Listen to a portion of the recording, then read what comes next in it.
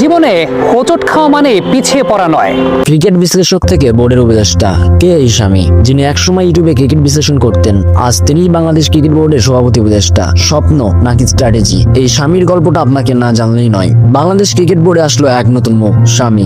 অনেকের কাছে হয়তো তিনি নতুন, কিন্তু যারা অনলাইন দুনিয়ায় ক্রিকেট ভালোবাসেন তাদের কাছে পরিচিত নাম। আজকের এই প্রতিবেদনে আমরা জানবো কে এই স্বামী, কেমন ছিল তার পথ চলা, আর বোর্ডে তার দায়িত্ব কি। পুরো নাম সামিউল হাসান সামি, জন্ম রাজশাহী, 1988 সাল। ছোটবেলা থেকেই ক্রিকেট পাগল, মাঠে খেলতেন না, কিন্তু খেলা দেখা ও বিশ্লেষণ করাটাই ছিল নেশা। ঢাকা বিশ্ববিদ্যালয় থেকে গণযোগাযোগ ও সাংবাদিকতা বিভাগে পড়াশোনা করেছেন। তরুণ বয়সে ক্রিকেট ইনসাইড নামে ইউটিউব চ্যানেল খুলে বিশ্লেষণ শুরু করেন। তার ভিডিওগুলো হুট করে ভাইরাল হয়ে যায়।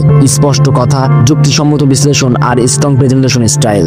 2017 থেকে 18 সালের দিকে তার ভিডিওগুলো বিসিবির কিছু কর্মকর্তার নজরে পড়ে। পরে বিভিন্ন প্রোগ্রামে অতিথি হিসেবে ডাকা হয়। রেডিও ভূমি আর ক্রিকবাজ বাংলায় কাজ করেন এক্সপার্ট হিসেবে। তারপর আস্তে আস্তে বিসিবির ঘনিষ্ঠদের সাথে সম্পর্ক তৈরি হয়, তার একটি পরিচিতি তৈরি হয় ক্রিকেট বোদ্ধা হিসেবে। সবচেয়ে আলোচনায় আসেন 2023 সালের এশিয়া কাপ ও বিশ্বকাপ বিশ্লেষণের সময়। তিনি সাকিবের নেতৃত্বে স্পষ্ট সমালোচনা করেন, যা তখন সাহসী বলেই ধরা হয়। 2025 সালের জুনে বিসিবি সভাপতি তাকে সরাসরি উপদেষ্টা হিসেবে নিয়োগ দেন। তার দায়িত্ব কি? বোর্ডের cricket operation unit, strategic roadmap তৈরি, প্লেয়ার পারফরম্যান্স ট্র্যাকিং ও অ্যানালিটিক্স সাপোর্ট, মিডিয়া ও ফ্যান এনগেজমেন্ট প্ল্যান, জাতীয় দল থেকে এ টিম এবং ঘরোয়া ক্রিকেটে ট্যালেন্ট ম্যানেজমেন্ট পরামর্শ।